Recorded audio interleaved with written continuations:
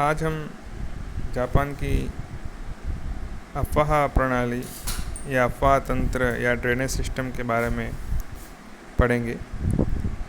Japan में विशाल पर्वतीय धरातल होने के कारण कम चौड़ाई, भारी वर्षा, छोटी बहती हुई नदियाँ तथा छोटे जल प्रवाह बेसिन हैं। केवल 10 नदियाँ 200 मीटर से अधिक लंबी है। सबसे लंबी नदी शिमानोगावा है। चूँकि यहाँ नदियाँ बहुत छोटी हैं इसलिए वो कम महत्वपूर्ण है। क्यूशु द्वीप में चिकोकू मुख्य नदी है। हांशु में किटाकामी, टोन, किसो, टेनरियू आदि मुख्य नदियाँ हैं। होक्काइडो में इशिकारी और टेशियो मुख्य नदियाँ हैं। नदियाँ मुख्यतः प्रशांत महासागर की ओर तथा आंतरिक समुद्र तटीय प्रदेशों में बहती है। जापान में चावल की कृषि के लिए सिंचाई, नगरीय औद्योगिक केंद्रों में घरेलू तथा औद्योगिक प्रयोगों के लिए जल की बहुत अधिक मांग है। प्राकृतिक जल की कमी यहाँ काफ़ी गंभीर है। भूकंप, विषम धरातल के कारण बांध बनाने की समस्या भी काफ़ी आती है। अधिकतर नदियाँ जो उत्तर पूर्वी हांशु में ज्वालामुखी क्षेत्र से निकलती है उनका जल क्षारीय होता है जो सिंचाई के लिए अयोग्य है। यह जल उद्योगों के लिए तथा नगरीय केंद्रों में लोगों के घरेलू प्रयोग के लिए भी अयोग्य है।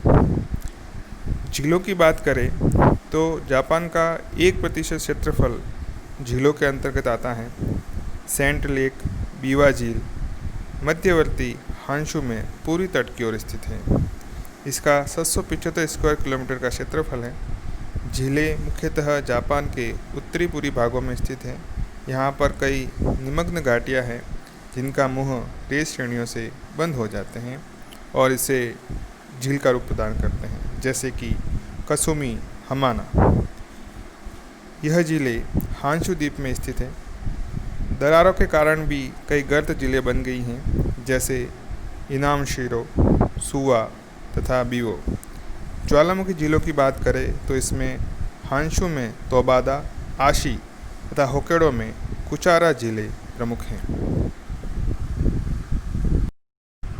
जापान की प्राकृतिक वनस्पति अर्थात नेचुरल वेजिटेशन।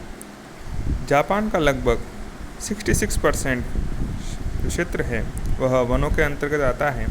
यहाँ पर 1100 प्रकार की प्राकृतिक वनस्पति पाई जाती हैं। देश की भूमि का अधिकांश भाग कृषि के लिए साफ कर दिया गया है। जापान में देश के कुल धरातल का 22.5 मिलियन हेक्टेयर भूमि वन क्षेत्र के अंतर्गत है, जबकि कुल क्षेत्रफल 36.5 मिलियन हेक्टेयर है। लगभग 2.2 मिलियन हेक्टेयर भूमि झाड़ियों से घिरी हुई है। कोणधारी वृक्षों में स्प्रूस तथा पाइन प्रमुख हैं। होक्काइडो द्वीप में साइप्रस तथा हेमलॉक के मिले जुले वन मिलते हैं।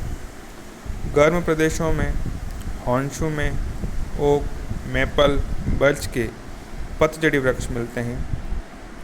जापान के मुख्य वनस्पति प्रदेशों को मुख्य रूप से 6 भागों में बांटा जाता है।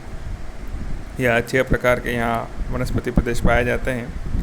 इसमें सबसे पहले आता है सेमी ट्रॉपिकल रेन फॉरेस्ट अर्थात उपोष्ण कटिबंधीय वर्षा वन। इस प्रकार के वन जापान के दक्षिण भाग में मुख्यतः बोनिन द्वीप, किशु के दक्षिणी तट तथा रियुक्यू में पाए जाते हैं। यहाँ मुख्य वृक्ष ओक, फर्न, शहतूत तथा मैंग्रोव हैं। दूसरा प्रदेश आता है एवरग्रीन ब्रॉड लीव्ड वेजिटेशन अर्थात सदाबहार छोटे पत्ते वालों वनस्पति। यह वनस्पति प्रदेश दक्षिणी पश्चिम द्वीप से उत्तरी होंशु तक फैला हुआ है। यहाँ मुख्य वनस्पति लॉरेल, ओक, कैमिलिया होती हैं। इसके अलावा फर्न नामक झाड़ियाँ भी पाई जाती हैं।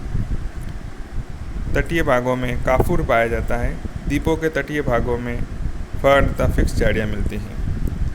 तीसरा प्राकृतिक वनस्पति प्रदेश है डिसिडियस ब्रॉड लीव्ड फॉरेस्ट, पतझड़ीय चौड़ी पत्ती वाले वन।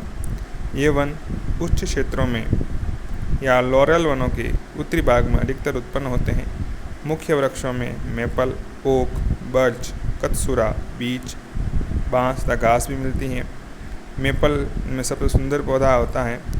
ये पौधे जापानियों द्वारा सीडार, लाल पाइन, काला पाइन, लर्च, स्प्राइस आदि द्वारा पुनः स्थापित किए गए हैं। उत्तरी भागों में मिलीजुली वनस्पति मिलती है। चौथा प्रकार है कॉनिफर्स फॉरेस्ट या ट्रीज, कोनदारी वन। यह वनस्पति होक्काइडो, मध्यवर्ती हांशु के मध्यवर्ती भागों में तथा शिकोकू में पाई जाती हैं। फर, स्प्रूस आदि मुख्य पेड़ हैं। इनके अलावा ओक, बर्च, मेपल भी पाए जाते हैं। लाइकेन तथा मॉसेस जो होती हैं वो भी यहाँ मिलती हैं। पांचवा प्रकार है alpine creeping pine and small shrubs. ये पौधे ऊंचाई पर तथा ऊंचे अक्षांशों पर पाए जाते हैं। ये मध्यवर्ती होंशु में पर्वतीय क्षेत्रों में उत्पन्न होते हैं। होंशु में ये पौधे 2500 मीटर तक की ऊंचाई तक बढ़ जाते हैं। यद्यपि होक्काइडो में निम्न ऊंचाई पर यह वनस्पति भी पाई जाती है।